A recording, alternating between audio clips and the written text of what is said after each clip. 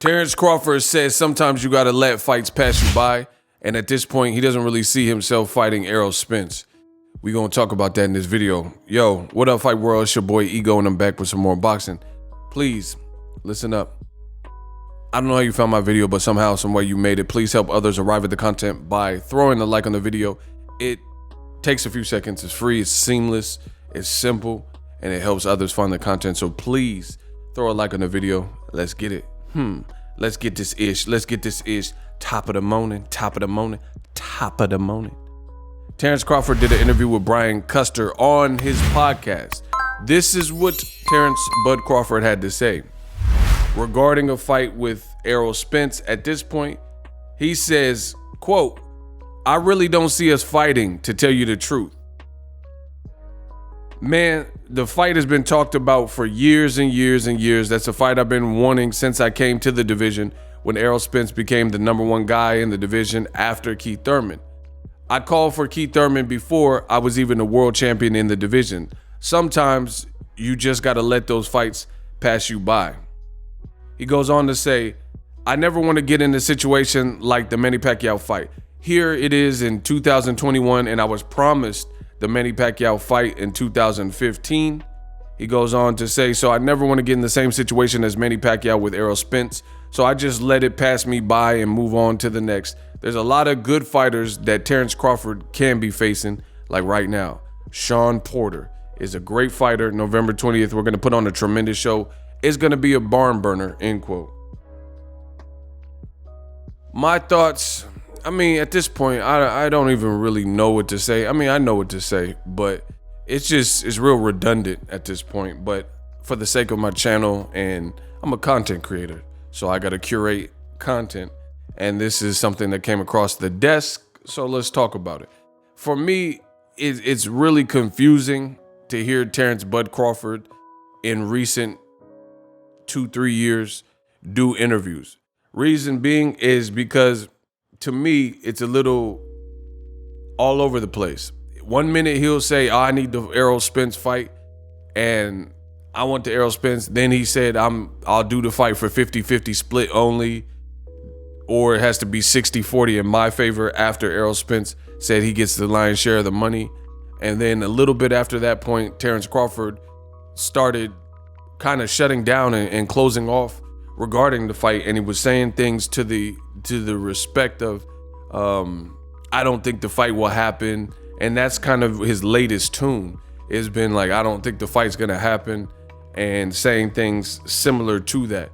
Also saying that the fight is gone and he's not worried about it anymore. And Terence Crawford has also made mention about, I'm not mentioning Errol Spence anymore. But then close to his fight with Porter, what does he do? He's talking to Brian Custer, and then it gets mentioned again.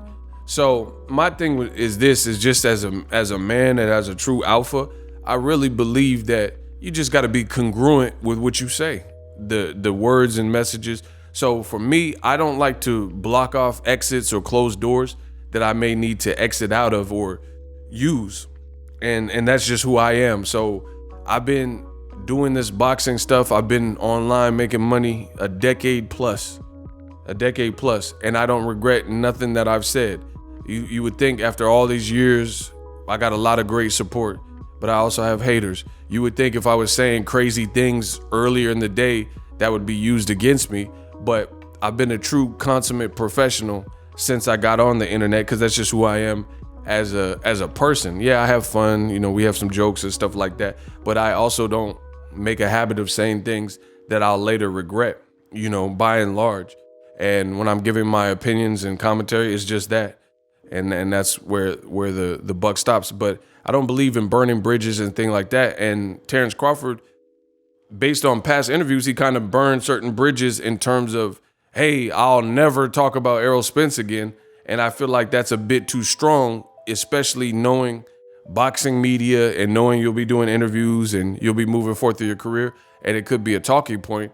So it makes you not consistent with what you say. Errol Spence even called this out post-fight Danny Garcia, his first fight back from the crash. He looked good versus Danny Garcia, beat Danny Garcia pretty easily, or that's what it looked like.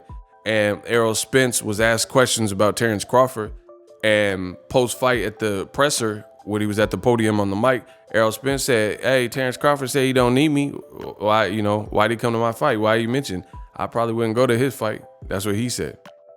Now there are rumors that Errol Spence may go to the Shawn Porter fight. I don't know. We'll have to see.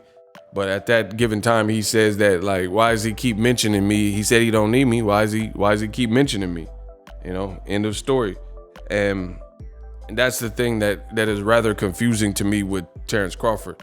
It's like this real passive aggressive, hot, cold, good cop, bad cop type of behavior when it comes to Errol Spence. And then now lately he's been on, "Oh, I doubt the fight will happen." So I don't know if this is like reverse psychology, like a Jedi mind trick. "Heard you made some jokes about me." "No, you didn't." "Okay, maybe I didn't. I'm gonna beat up the fool that told me them lies." Like Eddie Murphy was saying to Mr. T. I don't know if this is like some Anakin Skywalker Jedi mind trick where he's just like, okay, if I show a little bit of interest or act disinterested, the fight will come my way. But it just, like I said, I don't know how these things are met with the public eye. But from my perspective, I think these situations tend to look a little crazy when it's real passive aggressive, when it's like, "Oh, I want the fight, make the fight, push the fight. Oh, he's ducking me, blah, blah, blah." And then next minute you're like, I don't think the fight will happen. I don't care. And I'm glad he brought up the situation with Pacquiao. The great Ego Stradamus strikes again. I've been telling y'all for the longest. See, this is an innermost problem with the world of boxing. Yet I seem to be one of the very few, if only, people talking about this and focusing in on this. To me, Errol Spence, Terence Crawford, of course, it's a great fight because they're two great fighters in their own right. So if they were to fight, I think collectively, based on both of them having power, both of them being dogs, and both of them being thinkers, one being a natural southpaw, one being a guy who could switch seamlessly to southpaw, yes, of course, it'd be a good fight. However, this is the thing that I seem to be the only one, or one of the rare people, focusing in on. We all know, if you've been in boxing, in the business of boxing, the in-house fight is easier to make. Everything is self-contained. Like, just think of big companies like Apple, right?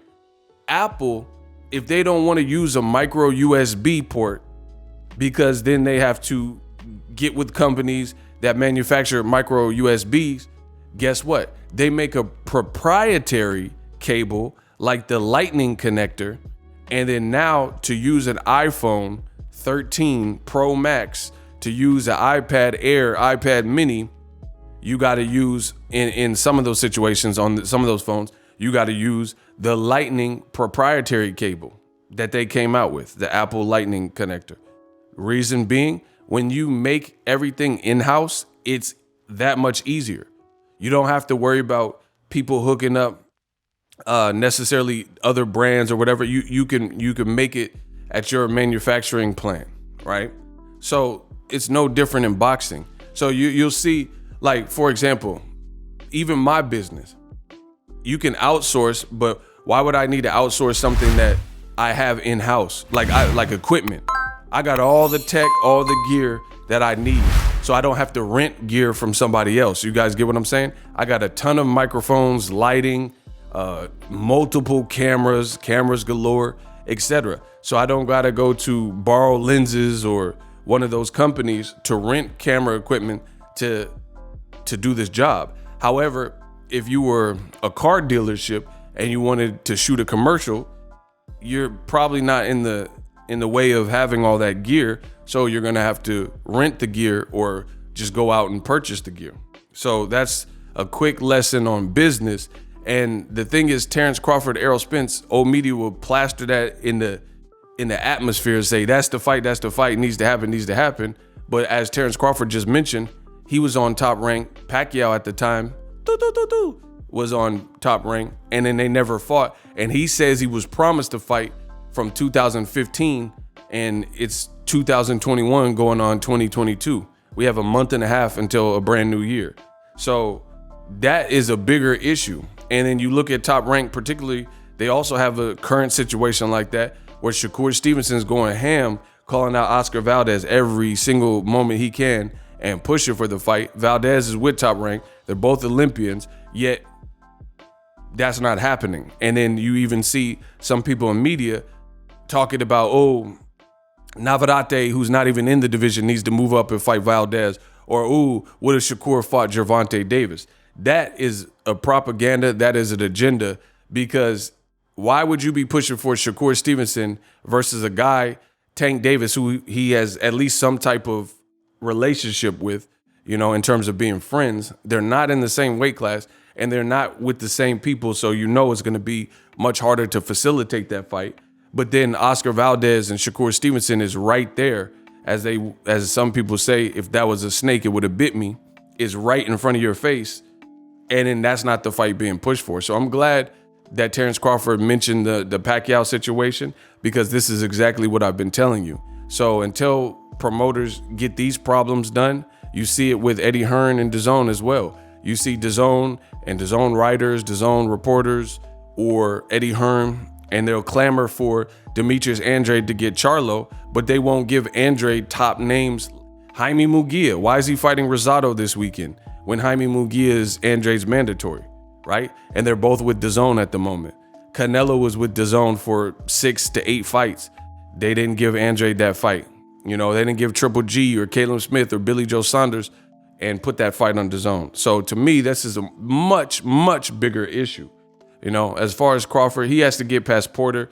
The passive aggressive thing, I don't quite understand, but to each his own. Let me know how I did in this video. Drop your thoughts in the comment section. If you love what I'm doing, smash the like button. And I'm out. Are you tired of your YouTube videos not getting any views? Well, consider TubeBuddy. I've used TubeBuddy for years to scale up my YouTube channel. Now we're sitting over 200,000 subscribers. TubeBuddy is a browser extension that offers a ton of built-in productivity and time-saving services to take your channel to the next level. Use my link in the description to get started with TubeBuddy and level up your channel faster. We working.